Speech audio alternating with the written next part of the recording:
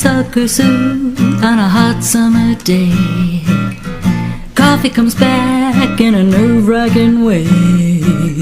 The dishes and laundry take the garbage out. What a day, what a day, what a day.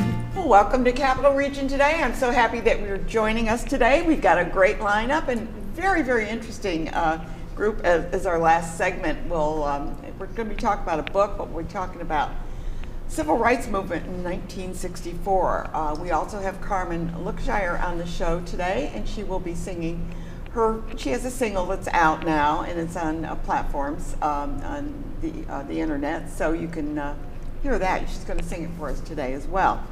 And then we have the Octavo singers on, and well, not the singers, but representatives. I wish I had the singers on, that would be nice. And then we're going to be talking about the Messiah, which is coming up shortly over at Union College Chapel, as they always do every year. So we'll be talking with them about that and how you can get tickets to that. And then we're going to be talking to representatives. Well, first of all, the author of, it's called Love Letter from Pig. And when you wonder about the pig there, I have to say that when she was a little girl, she couldn't pronounce big, like I'm really big.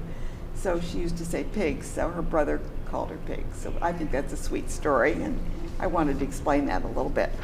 But we're going to start out with our first guest. Of course, Carmen Lookshire has been on before, and sometimes she brings a partner with her and he plays, but this time I think she's going to do it all. Just solo, yeah. It's so good to have you on the show. Hi, you have such a lovely voice. I've seen you, performing at places, and it's just, you seem to be able to do it all. Yeah, a little of everything. During the pandemic, I used to go to your concerts on the internet. Right, I'm everywhere. Facebook, you did on Facebook too. Which was fun. So you wrote this song, right? Yes, I wrote this song. It's only just been kind of out there recently, though I wrote it in 2020. Oh, really? Yes, and actually I performed this song on my guitar in my car, and this videographer reached out to me and said, I need some experience making videos. Do you want to work on this song? And so that's what, years later. So it got you started. Yeah, I got it back out there. So that's what we've been working on. Great. And the song you wrote in 2020? Yes. Okay. And have you written other songs? I have. And a lot of the stuff that I do solo is more Christian based. I'm more based in my faith. So this one is kind of also in that vein. And you know, a lot was going on during that time, and I just wanted to encourage. It was a pandemic. People. Yeah, and there was so much to say, but what can you say in the middle of all of that? So I guess that's what came out of this. So would you like to perform it now? I mean, you brought your guitar, you might as well. Yes, okay. Okay, good. Why not? This is called Glorify Your Name. Okay.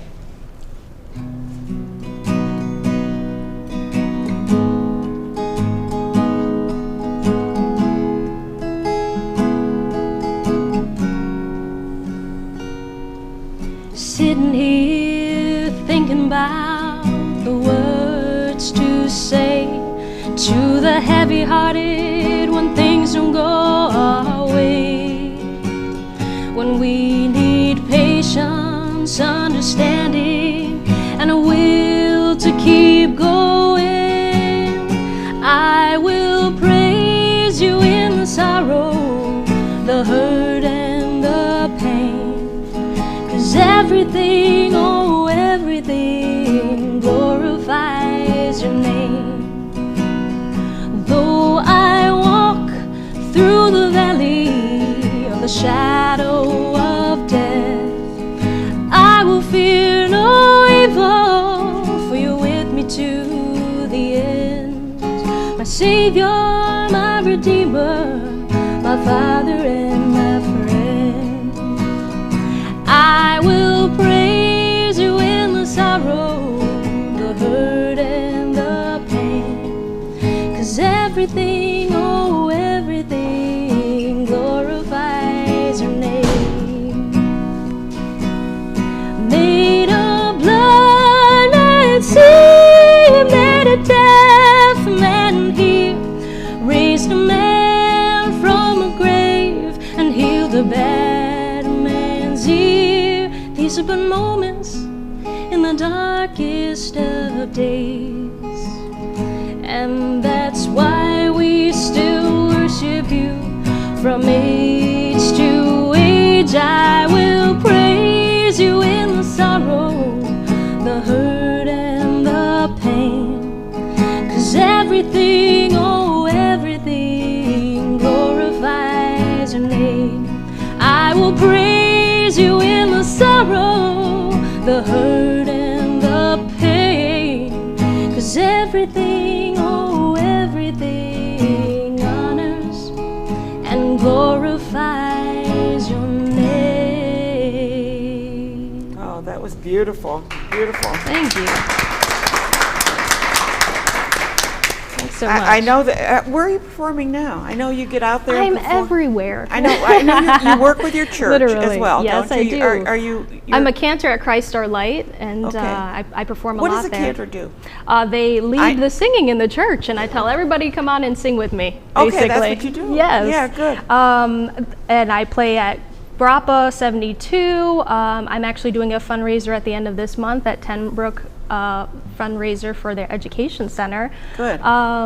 And I do a lot of senior livings during the week with my partner, Joe Garrick. Yeah, I on know guitar. he's really good too. Yes, yeah. he is. And just doing it all. I'm also in TS Ensemble, the 8-piece band. So we do a lot of parties. Oh, you're doing and private. TS Ensemble? Yes. You sing with them? Yes. I am the lead vocalist. Oh my goodness, I remember TS Ensemble, many years ago, Singles been around. Outreach. We used to do the big Friday night dances, and we would Yeah. hire the TS Ensemble. Oh, You cool. probably weren't with them because you were. No, I just you're not started. old enough to be there. That's so funny. When did you start singing, Carmen?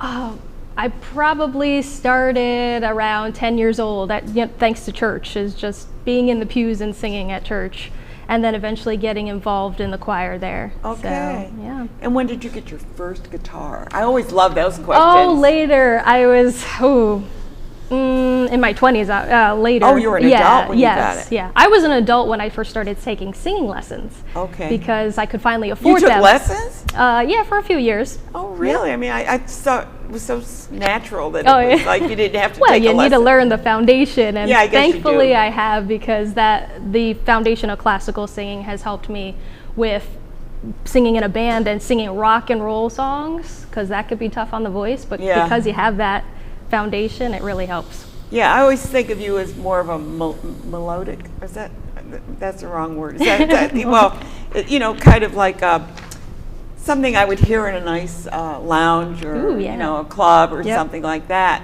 I was I love to do surprised that when you too. said TS Ensemble. Oh, whoa, really? I do everything from opera to rock and roll. You do Yes. opera. Well, you should have been on my Rap, last show. everything. We filmed a show where Yeah. they talked about the Peking opera, but I don't think Yeah. you do that one. So that's kind of a Gotta work on different that. type of singing anyway, because of the high and lows of that as well. And this song is very different from the other stuff that you've Yeah, I seen me know. hear before. Yeah. I mean, we've promoted my jazz stuff, but this is more of the you Christian do the side. jazz, that nice soft jazz. Yep, this is more of that church side that I want to also explore too. So it's been great. And actually, I wrote this song right in front of Schenectady Trading Company during 2020. And they just sold, and they're going Yes, to reopen, new I guess. owners. It's great though that happened. A good asset to our community, the Yes, and trading company. I want to give a shout out to George Paul, who's the videographer that reached out to me through Instagram and said, "Hey, let's make this music video." Because Is he local? Yes. Okay. Because without that, without It may other never people, have happened. Exactly. Without other people helping you and pushing you along to do it too. So, Well, and it's- he's great we artist. We all help each other, don't we? Yes. At least that's we try true. to. And he's got a great eye. If you see the music video on YouTube, it's out now. It's called Glorify Your Name. Or it's on my website as well, carmenthesinger.com. Okay, And good. he's just did really great work on this music video. He allowed my artistic views to come across too, and we just worked together to create this story. He wanted it to be a narrative, so it's really telling a story in this music video. So you'll see that. And it does, Yeah. right? Oh, good. I can't wait to watch it. I'm Yes. sorry I haven't watched it before this, but Okay. I will. Now you will, I yeah. will. Carmen, it's always a pleasure to have Thank you for on having and me. to hear your voice, because Thanks. there's something really beautiful about it, and I'm sure it was a gift that you received as a child, and you just Exactly. knew it. Or was your mom a singer? No, my family are not musical, actually. Not at all. No. Who knew? The Yep. DNA must be coming from somewhere. Yeah, somewhere. Good. Down the line. Thank you so much for Thank you, being here, Ann. and I wish you much success with your song. Thanks. and then it gets really get a lot of play. Good. Thank you, Carmen. I'm going to go from Carmen to Octavo Singers, which is a little bit different kind of music, right? Just a little, yeah. Yeah. Now you had the one event with the choral. How was that? That's right. We had our Down to the River concert just a few weeks ago. It was fabulous. We got a lot of really, really positive comments. The audience really enjoyed themselves. The singers really enjoyed themselves. That's the important thing. That's absolutely. Because they're not coming back if they're not having a good time. Yeah, and it's always a good sign after a concert like that. We had the concert on Saturday, and I told them, you get one day off before Messiah rehearsals start, and here we are the week after, and not only did all of them come back, but a bunch more folks came back, and we have a nice large group for this upcoming Messiah concert. Yeah. We're talking with Andrew Berger. He is the artistic director of Octavo Singers, and you just came on board a year or so ago, right? That's right, yeah. Messiah last year was my first concert with them, and here we are again.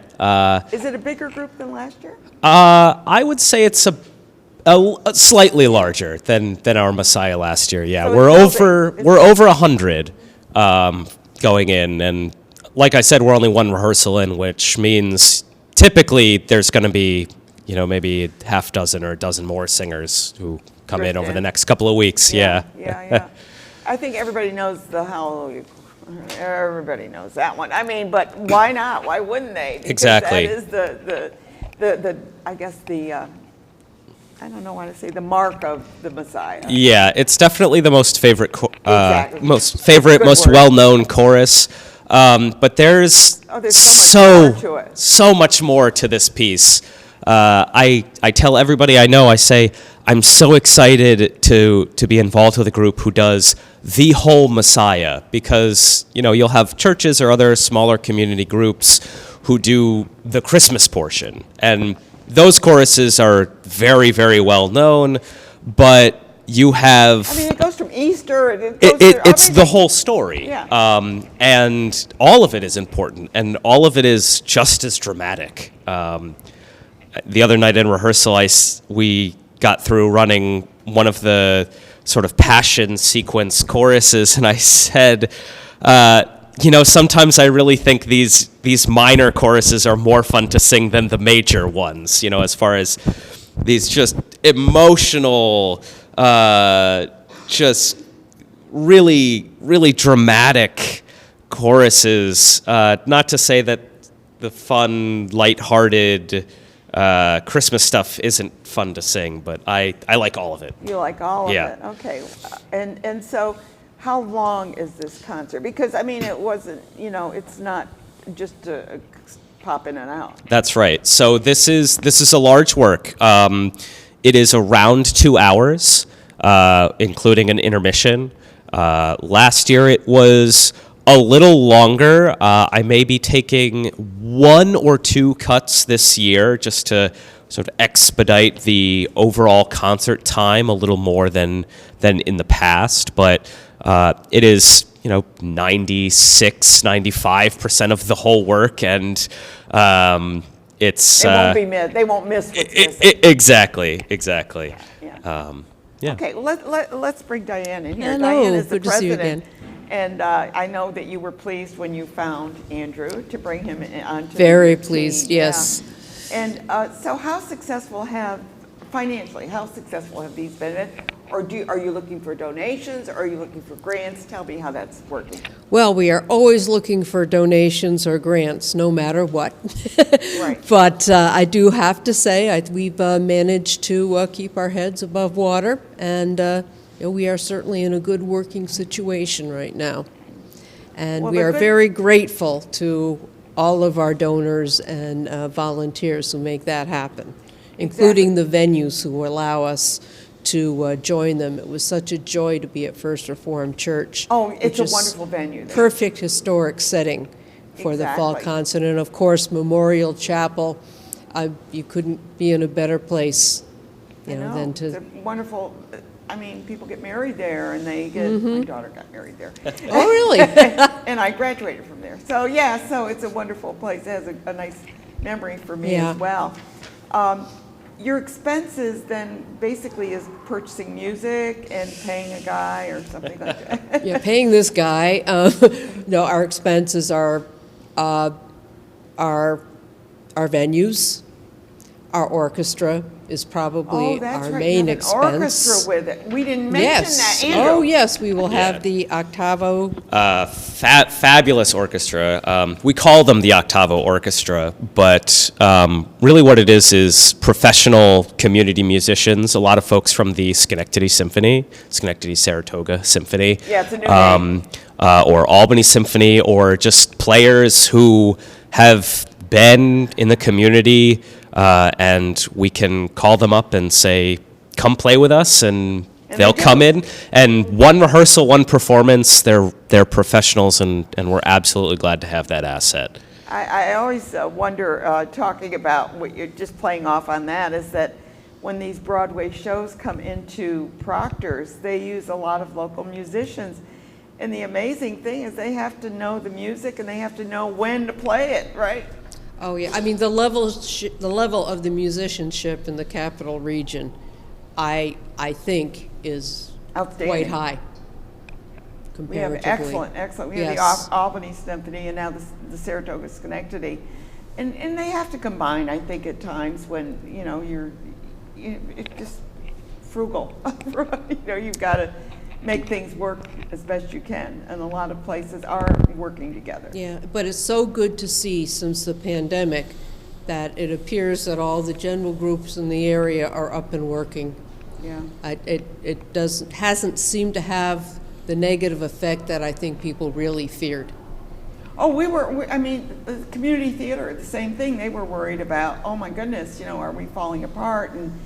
And people were leaving, and it was awful. We didn't think we were going to survive.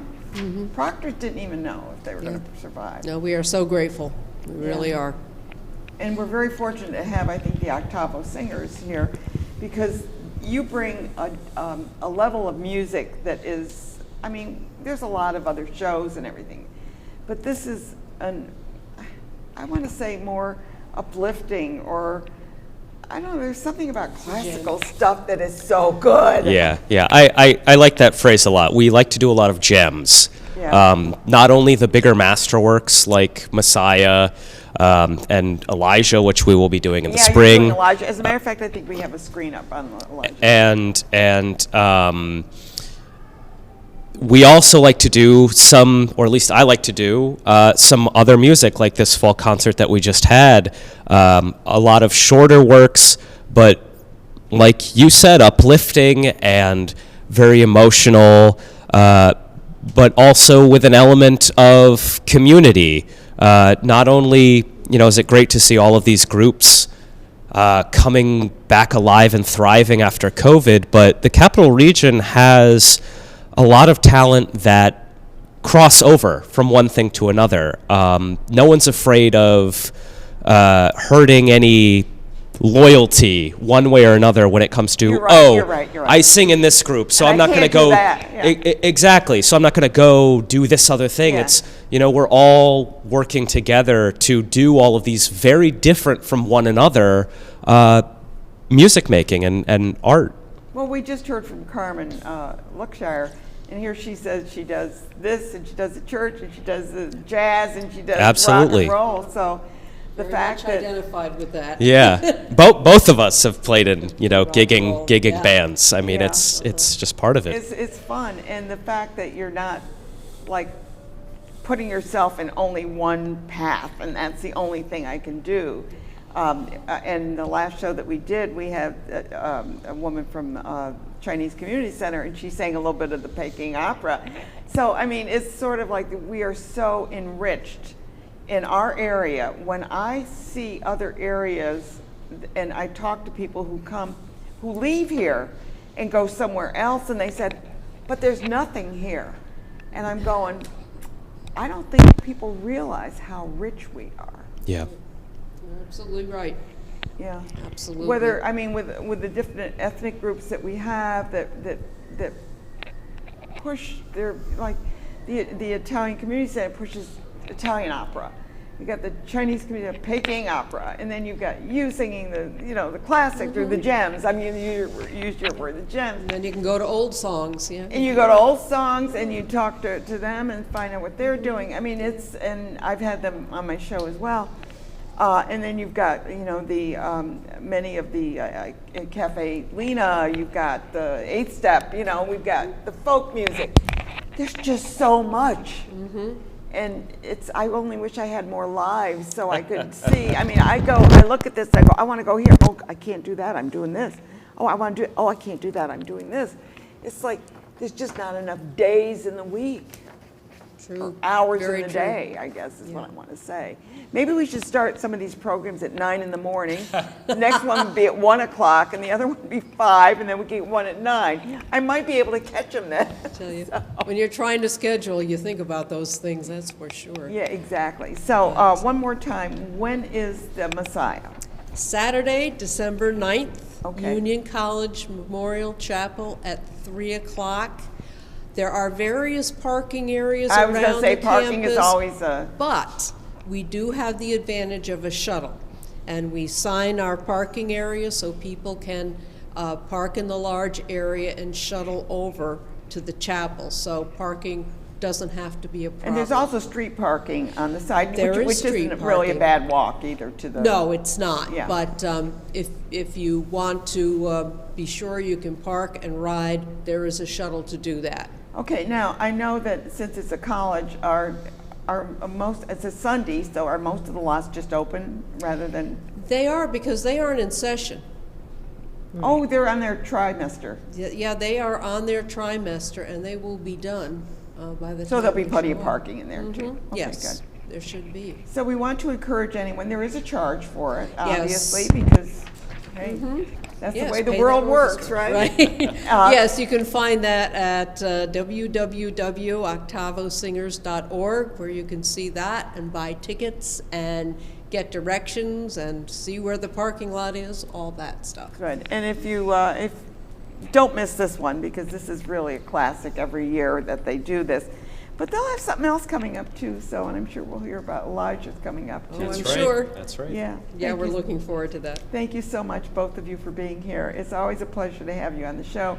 And I get my classic fix here. That's with right. you Now, guys. if I can just say, Microphone. this is twice in a row you've had us on after somebody who sings on the show. So I guess we're gonna have to bring somebody in next time and Would you do that? something Would you small. do it? It's I a don't see deal. why not. It's I a don't see deal. why not. We're going to do it. We'll throw something together. Okay. Thanks so much. Thank you. Okay, we're going to switch right over here. I'm going to be talking about a book, and I have the picture right here, but she's got one in her hand as well. Julie, I want to say that right. I want to say Julia because we were just talking about that earlier. But Julie is an author, and you were an author because of your brother. So let's talk a little bit about what caused you to write this book. Oh my. Well, I'd been, I was so influenced by my brother. He shaped my life so much. And then one day... You were just a little girl in 1964. Well, no, I was 17. Well, you're young. So it was young. Yeah. It was young. Anyway, since early childhood, he and I were very, very close.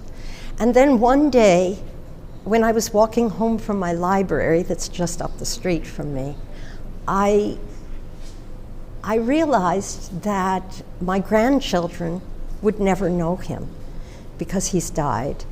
And I wanted them to understand who he was.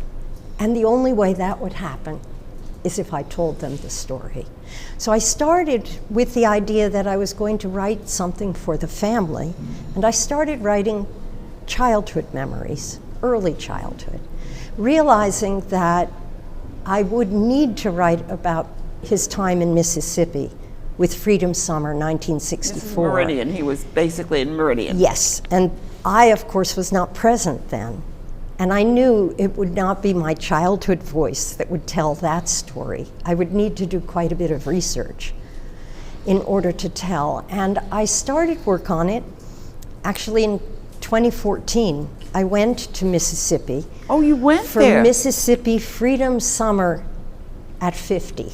So the So 50th you actually anniversary. got the feel for the area. Yes, yes. And I had not expected to meet his former Freedom School students, and I did. And while I was there, I was at a soul food restaurant having lunch with the Thompson sisters. Came to understand. And they're on the show today, so we're going to be that talking with them. Andressa and Dorothy, who are here with me, actually are two of the 7 sisters and live in Albany, close to where I live. So you we saw became them friends. in Mississippi, but they lived in Albany? How does that work? Isn't that wild? It's like the stars all came into alignment, right? I mean, it couldn't have happened otherwise, right? That's right. So I realized I would have to write in a different voice, and I had started writing for the grandchildren in their late teens, early 20s, thinking of them. And then one day I was writing and I thought, this is a larger story. It's not just for the grandchildren. It's not just for the family. It's historical. This is historical. It's a very important story to tell. And so I ripped the whole thing apart and started over with a different audience in mind, who wouldn't know him. Yeah. So I would have to paint the whole picture of the family. Well, let's paint that picture, and then we're going to be talking with Dorothy and Andressa here. Yeah. They're sitting over here. But let's talk about your family, because your parents, although they were liberal and they were, they understood what was going on, how did they feel about your brother saying, hey, I think I'm going to go to Meridian, Mississippi, and I'm going to be a freedom rider, and I'm going to start a freedom school? And they said, what? They totally freaked out. So my brother was a medical student at Stanford, and he had finished his 3rd year. He was about to take his board exams. He had applied to volunteer. Stanford had a 5-year program which allowed students to do extra research or pursue special interests. And so they actually encouraged students to do things like volunteer for Mississippi. And my parents freaked out. He wrote a letter home on a napkin. He was in a restaurant. I think that's in your book, isn't and it? it starts the book. Yeah. It starts the book. So You his want to read that? handwriting, Can you read that letter? I'll read just part of it. I'm in a restaurant without paper and feel like writing, so I shall use napkins and hope that you can read what I write. Dear family, I'm through with finals and did well on all of them, including genetics. Tomorrow I'll spend the day with Alex, that's our sister, and then it will be 2 weeks of preparation for boards. And he goes on to talk about that. Then he says, I am going to Mississippi. You want reasons why, so I'll give you a few. I wrote in my application for SNCC, that's the Student Nonviolent Coordinating Committee, that I wanted Negroes to have equal opportunities. This is the obvious reason that anybody works for civil rights, because the Negroes have been cruelly deprived of their rights. The state of Mississippi has neglected its responsibility to its Negro citizens, and therefore it is necessary for outsiders to remind them that the rest of the nation is concerned and won't stand for any more subjugation of the Negroes. So he used the old language, right? Yeah, because that's not used anymore. It's either black with a capital B. Right. And so the new language hadn't occurred yet. Yeah. And then I write, as the beginning of the first chapter, A Test of Family Values is the title. Luke's letter, scribbled on a napkin, was postmarked June 1st, 1964. Our parents had been forewarned about his plans, but it didn't seem to matter. My oldest brother Luke had told them when he was applying to volunteer for the Mississippi Summer Project, but they went nuts anyway. They were flooded by fear. He wrote, I recognize the possibility of danger in Mississippi, but I really have confidence that no physical harm will be done to me. I have talked with many individuals in the civil rights movement, Negroes and whites who are working in Mississippi. They are alive and healthy, and so I shall be healthy too. And so they phoned him, and my father insisted that he fly home from California, from Stanford, to Rhode Island, where we lived, in the hopes that they could persuade him not to go. And my parents enlisted me in that effort. At 17? At 17, and of course, I didn't want to tell my brother not to go, and if he told me he was going to be safe, I believed him. Well, you mentioned safe. We do know about what James Chaney and Andrew Goodman and Michael Schwerner.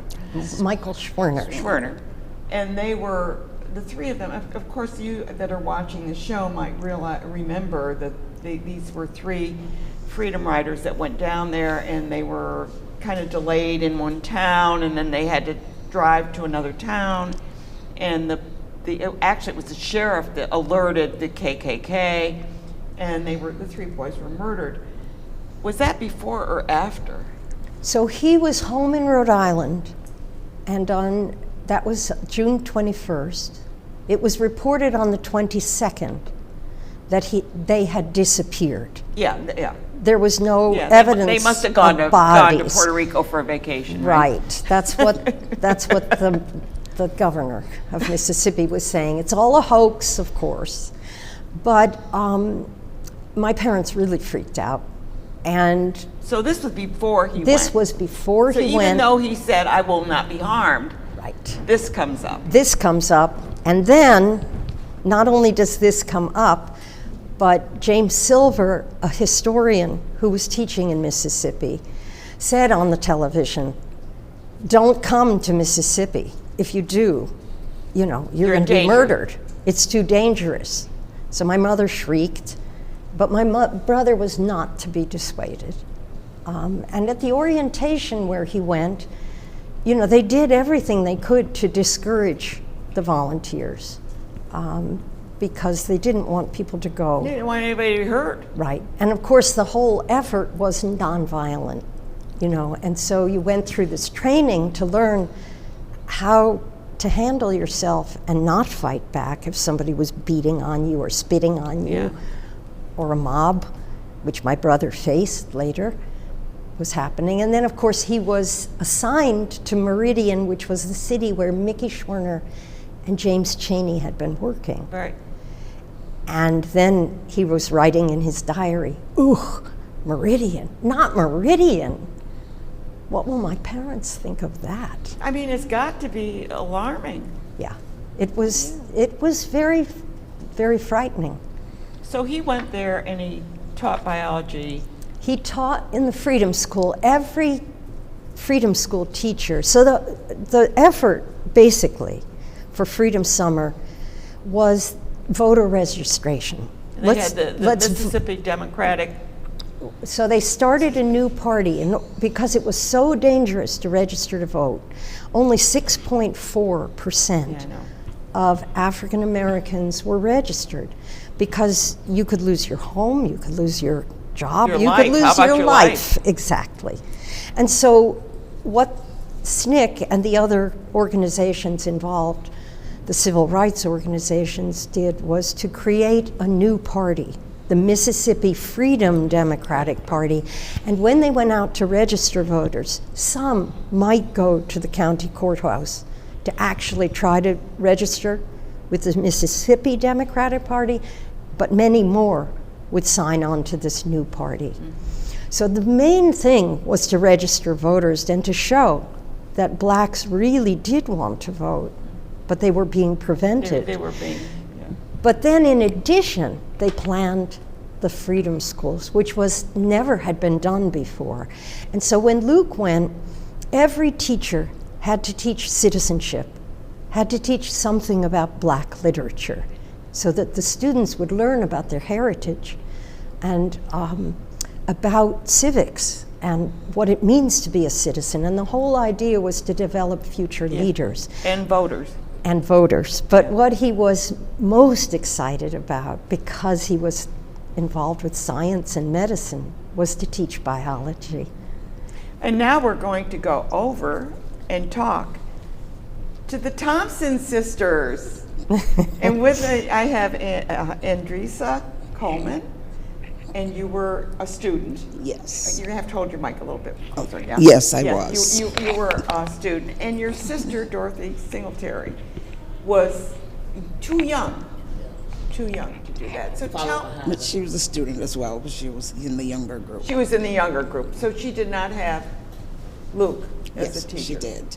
Tell me what your experiences were with Luke as a Well, my experience with Luke is that the first time I saw him, I was a little bit leery because in Mississippi, you knew your place and you didn't mingle with the white people. So that had to be really different for you. It was really different, and it was kind of mind-boggling too, that we would actually be socializing with the white people when... Were you afraid at all of the white people there, or because you knew that they were there to help you, did you feel any, because there had to be some fear from some whites when you know that there was a lot of bad things going on. Right, it was a little uncomfortable in the beginning. Okay. But if we went in numbers, like none of us went alone, we went in numbers, and when we heard about the Freedom School, there's this guy that was there, name was Roscoe Jones, told us about the Freedom School. Was he black or white? He was a black guy, Okay. and he was a friend of ours, and he told us about the Freedom School.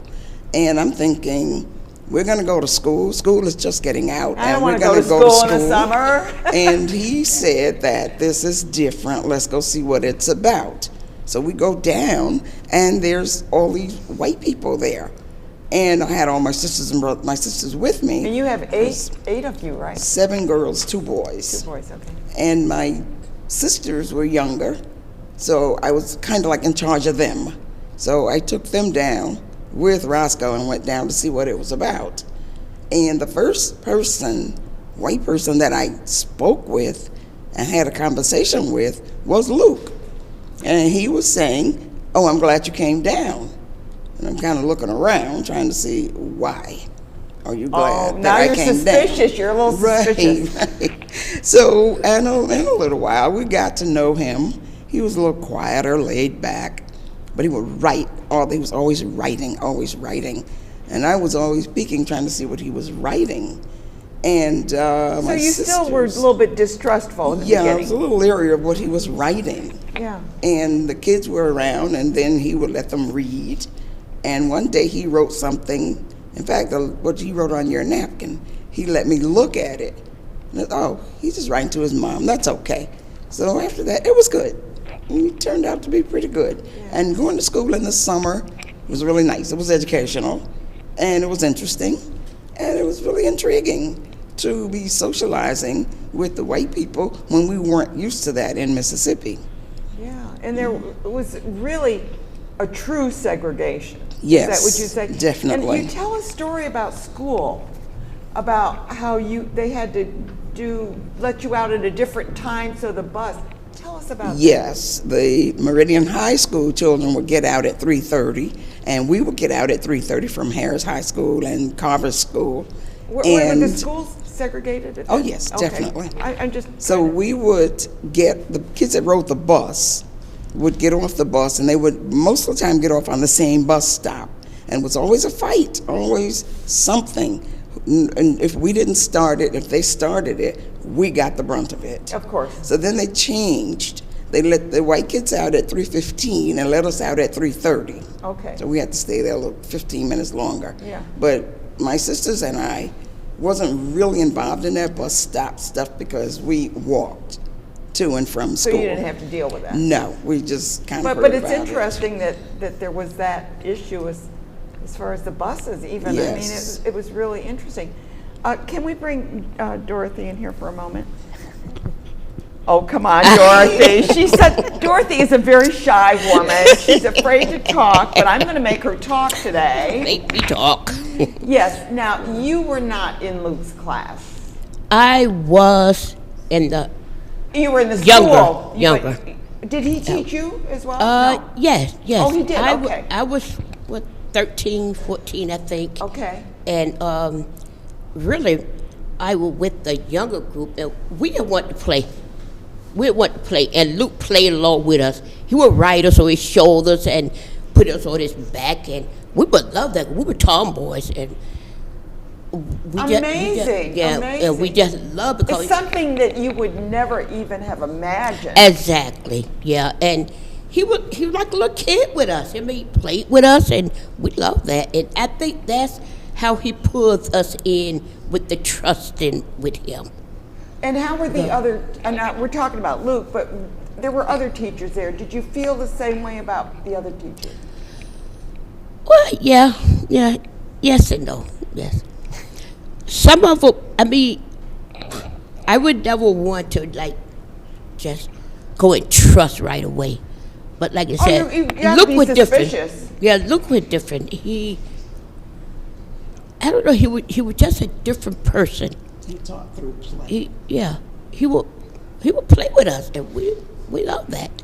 And we gained trust with that. The rest of them was like, okay, let's do this, you know.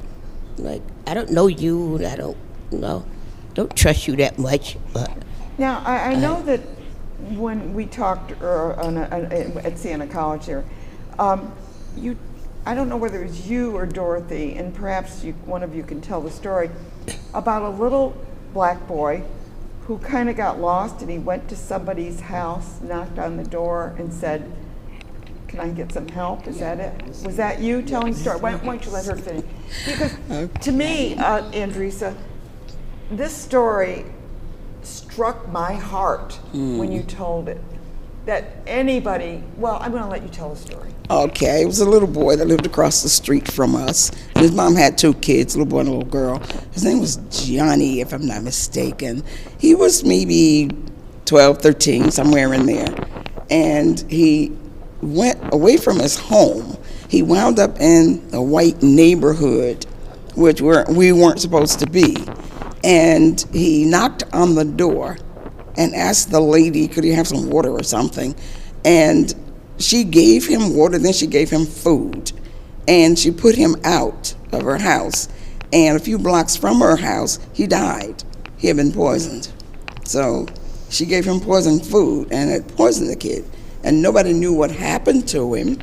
And after they found him and they did whatever, that was it. You know anything else about it? Well, because nobody was going to press charges, exactly, right? No. Because no. your voices didn't matter. Right.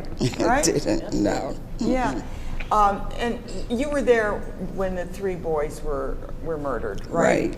Right. And I know the stories come out that, we don't, when the coroner checked them, they said, when they found them under all that concrete, and where did they find them? They found him in a shallow grave, almost like in a swamp, and it was like muddy. And the vehicle had been burned.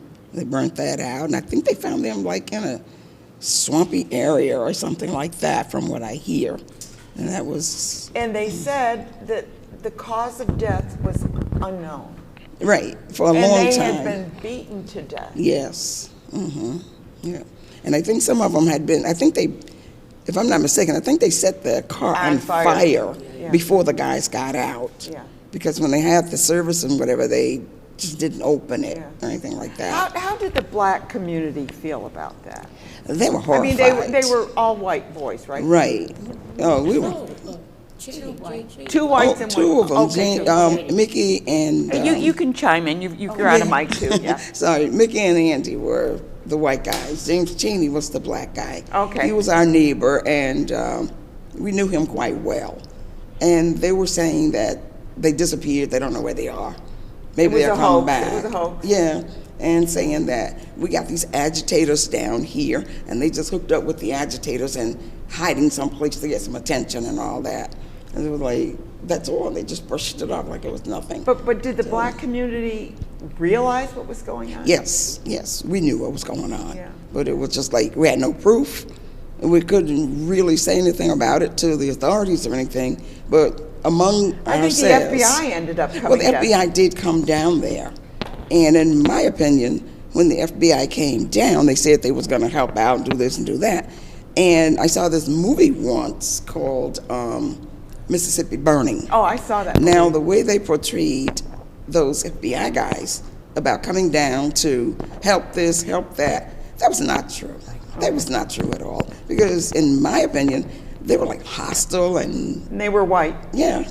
It was kind of mean and hostile to us, you know. Yeah. And they would go through the neighborhood asking questions, and it was like, well, what do you know about it? Did you know this, or did you see this, Yeah, or yeah. whatever? Well- It was like really, really. So, yeah. Well, it just makes sense that you would tell that story because that's how they were at that time. Yes. Yeah. yes. So, Also- I was going to go back to Julie here. I'm sorry. Also, you know, what happened was on the 22nd, when they announced that the young men had disappeared, President Johnson, LBJ, ordered the FBI to investigate. And J. Edgar Hoover, the head of the FBI, announced that, yes, they would investigate, but there would be no protection for the civil rights workers. Wow. Oh, yeah. Yes. Yeah. He was friendly with segregationists. Oh, yeah. And so that was it. On the other hand, Meridian may have been a bit safer that summer after Because the eyes were on them. because the eyes were on them. Right. Yeah. Now, let's go back to Luke because Yeah. we kind of got the whole story about his experience there. And Luke went down there, and what happened? Did he, after that summer, did he say, sayonara, I'm gone, or what? All right. So let me back up just a little. Sure. Because the picture, the photo on the cover, is And we had that picture up is there, I the think. march that was to the funeral of James Chaney. Oh, okay, I don't think So I let have me that tell one you just briefly that the parents of Mickey, Andy, and James wanted their bodies to be buried together. They had died together. Oh, And they had I did been not shot. know. I was not aware of that. So, yeah, they were murdered. Yeah, I know. Right, No, and no I so- mean, I didn't know about burying them together. Yeah. Yeah. So that, of course, was not allowed. There was segregation in every department of that's life. right. One of them was right? black. Oh, what was I thinking? So the family of James Chaney planned a private funeral. Now, Luke was interested and becoming more and more interested in adolescent and social psychiatry. And he realized that the community needed to grieve. It wasn't just the family. And so he and his very close friend, Gail Falk, who was Yeah, also a you Freedom mentioned. School Major teacher character. and a major character in the book, they proposed the idea that there would be a march to the church from different directions, and they were given And they would permission meet, yeah. to lead, to plan this with a committee and to lead the march. And then outdoors, there was a community service for James Chaney, which was incredibly important and meaningful. Oh, yeah. So that was a place where my brother was really important, and here he is just on one of the marches from one of the directions, leading the march with Reverend Culpepper. And of course, my brother was always writing, and I was that's what they were very saying. lucky, very lucky to get all of his writing. So anyway, when he went back, to refer to your question, when he went back north, he missed Mississippi. He was writing back and forth, letters to his friends there because some of the volunteers, like Gail, had stayed on. Mm-hmm. And the first opportunity he got, there was a clinical rotation in November, and the school gave him permission to go back to Meridian. So he was in Meridian again. As a clinical? Instead of Instead of a clinical, okay. Right. And so he went back to teach Freedom School, but this time he could also participate in protests. And they went out, the volunteers went out frequently every day with teenagers to test the Civil Rights Bill. Would they be served if they appeared together at a restaurant? And so then there was a mob. He was arrested several times. There were white cells for white women, for white men, for black men, black women, right? So he and his friend Free Cocroft were in cells with segregationists. And they actually were in jail accused of contributing to the delinquency of minors. Oh, When the FBI... they were stretching, weren't they? Yeah, yes. Well, Socrates was accused of that too. Yes. So anyway, the FBI had identified, because they had gotten a tip from two who ratted on their peers, they arrested and charged the murderers. Those who were from Meridian, the bulk of them, were brought to the same jail where Luke and Free were in the cell, and they heard that these murderers were being brought to the same prison, and of course they were terrified. Would they? Were they white murderers? Yeah, of course they were. Yeah, okay. They were part of the Ku Klux Klan. Okay, yeah, I'm assuming, I want to make sure I wouldn't got the right. Would they be brought to the same cell? Yeah, and that would be pretty terrifying. Yes. So you know, I mean, the whole summer. Isn't it amazing that the Ku Klux Klan still has a voice? Yes. Yes, and now we have White Lives Matter, and we have other hate groups as well. There's so many hate groups out there. So many, and around... The white supremacists, the Proud Boys. I mean, I could go on all day. Yes, and it's around our area that this is happening too. It's everywhere. It's everywhere. It's terrifying. Well, it's funny, I talked to a man, he came to a wedding, at my granddaughter's wedding, and he was from Texas. He had been involved with the adoption. So anyways, but it was funny because I thought, oh, Texas, here we go. And I sat next to him, and we just kind of chatted lightly. And then he said, yeah, he says, I was driving. I said, where are you staying? And he said, some small town. And I said, oh, yeah, we were driving. And he says, yeah, we passed a Confederate flag. He says, I guess they're everywhere. And I go, oh, thank goodness. He says, I didn't know they'd be up here too. And I said, yeah. And that's when I asked him about, what was it, the Sundowner towns? Sundowner? Oh, right. Yeah, the black codes. He said, I remember those in Texas. Oh. The Sundowner. Do you know what the Sundowners? No, not okay, so do you know what much the about Sundowners? Yes, okay. You know, Mississippi changed its laws. You probably all along. know, but you don't remember the name. So in 1860, Lincoln was elected. Mississippi, when they seceded from the Union, said it's all about slavery. Yeah. They were very clear about that. Oh, no, I thought it was the economics. Yeah, right. Then, wink, wink. Yeah, nudge, right, nudge. right. Well, it was about who can pick Yeah. So anyway, then there were the black codes that were passed when there was the emancipation. Well, no, when they lost the war. They passed the black codes, and the main feature was a vagrancy law. They could... That's called a Sundowners, right? They could arrest and detain any freed person they wanted to on trumped up charges. They could imprison them, and then began the convict lease system where they would lease them out for labor, which was slavery under a different name. Yeah. And the Sundowner the Sundowner was that if you were found in a town, and that's why a number of the blacks that were traveling had to know where those towns were, so that they wouldn't be in that town after sundown. Exactly. Because then anything could happen to them. Right. And of that's course there what weren't this man from hotels Texas told me. available, et cetera, et cetera. Yeah. So it was, and then you think about the new Jim Crow and the incarceration of African Americans today and the huge numbers. The balance is like... It's part of the same system. It's an illness that we still have in this country, and it's getting worse. I don't know if it's getting worse. Maybe it's always been that way. But we're looking at anti-Semitism. We're looking at the Muslim or the Islamophobia. We're looking at a lot of things where I believe that it's okay to hate. Yes. Right, and hatred has been given a voice.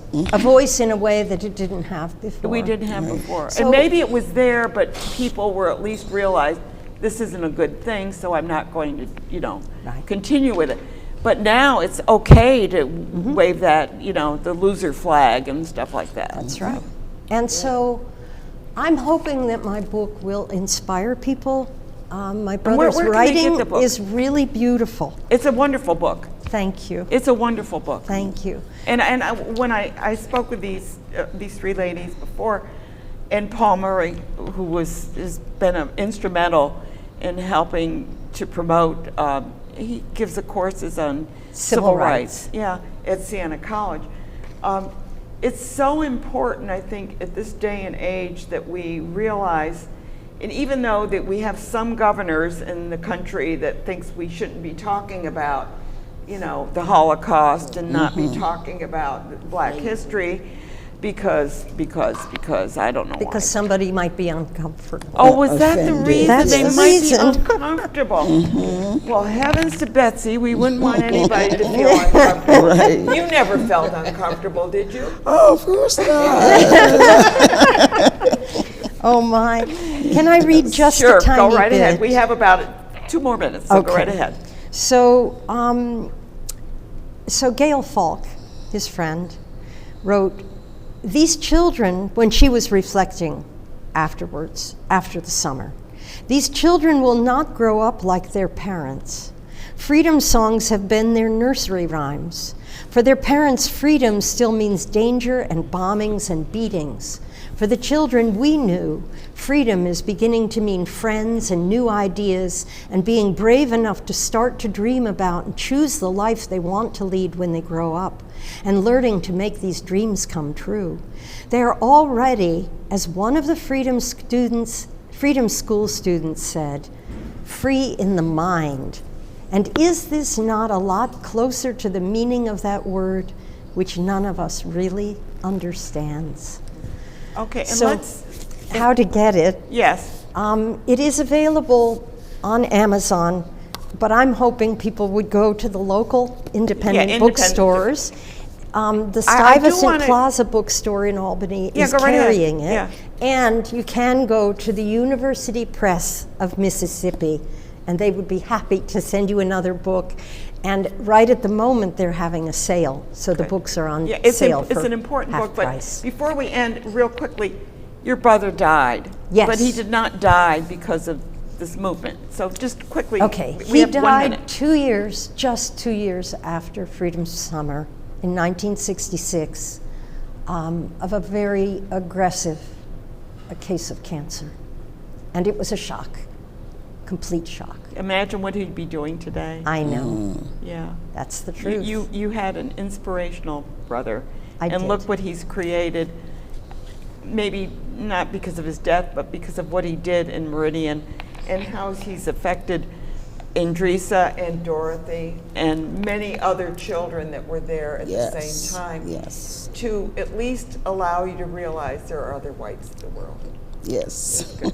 I want to thank you all for being here, and congratulations for writing this book and making a statement and carrying on your brother's legacy as well.